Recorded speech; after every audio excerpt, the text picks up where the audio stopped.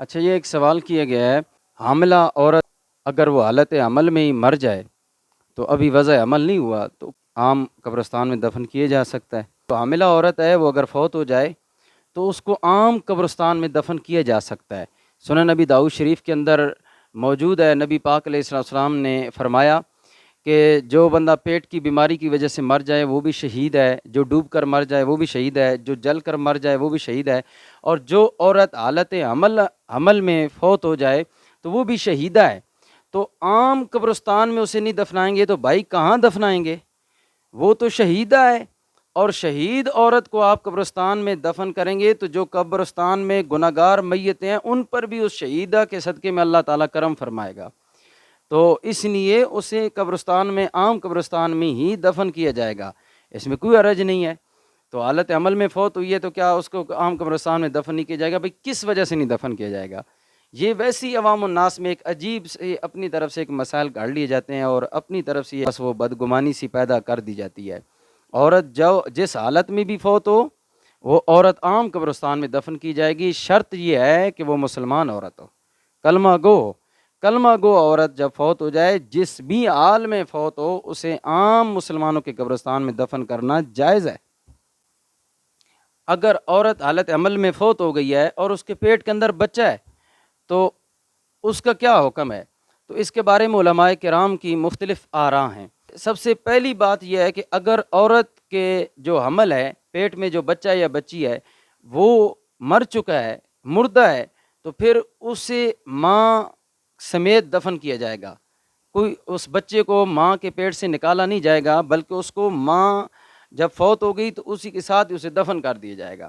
تو آپریشن کر کے بچہ نہیں نکالا جائے گا۔ 6 ماہ سے زیادہ عرصہ گزر چکا ہے حمل کو تو، اور وہ حمل متحرک ہے، یعنی اندر جو پیٹ میں بچہ یا بچی ہے وہ متحرک ہے، حرکت کر رہا ہے، تو پھر علماء کا اس کے بارے میں ائمہ کرام کا الگ الگ موقف ہے۔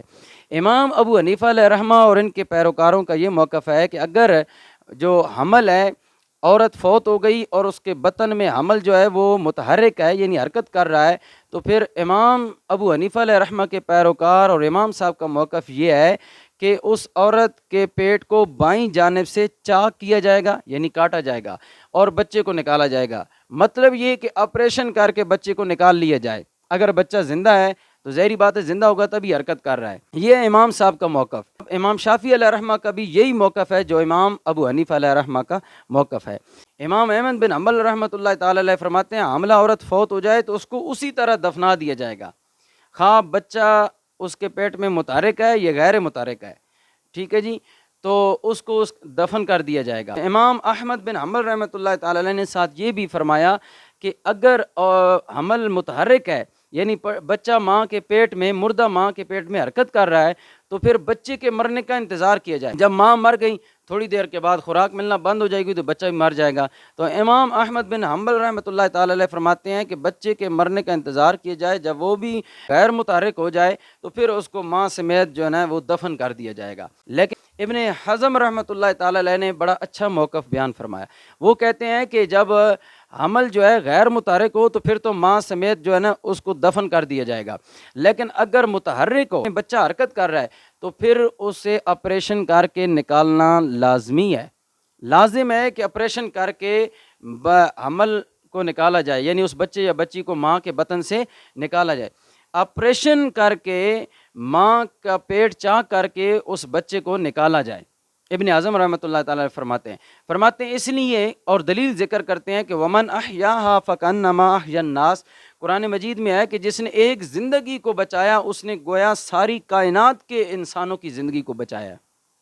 جس نے ایک انسان کی زندگی کو بچایا اس نے ساری کائنات کے انسانوں کی زندگی کو بچایا ہے۔ اور پھر فرماتے ہیں اگر کسی نے ماں کے بطن میں متحرک بچے کو ماں کے مرنے کے بعد نہیں نکالا تو پھر یہ جو جن کو علم ہو گیا اور پھر بھی انہوں نے ماں کے بطن سے بچے کو نہیں نکالا تو پھر یہ قاتل شمار ہوں گے، انہوں نے ایک جان کو قتل کیا ہے۔ تو یہ ابن اعظم رحمۃ اللہ تعالی علیہ کا موقف ہے، بڑا پیارا موقف ہے، اور یہی احناف کا موقف ہے۔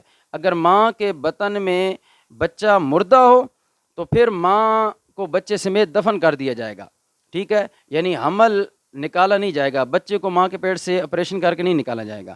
اور اگر بچہ متحرک ہے اور 6 ماہ سے زیادہ حمل کو عرصہ گزر چکا ہے تو پھر اس طرح ہوگا کہ بائیں جانب سے امام ابو حنیفہ علیہ رحمہ کا موقف ہے کہ پیٹ ماں کا چاک کر کے بچے کو آپریشن کے ذریعے یعنی نکال لیا جائے گا۔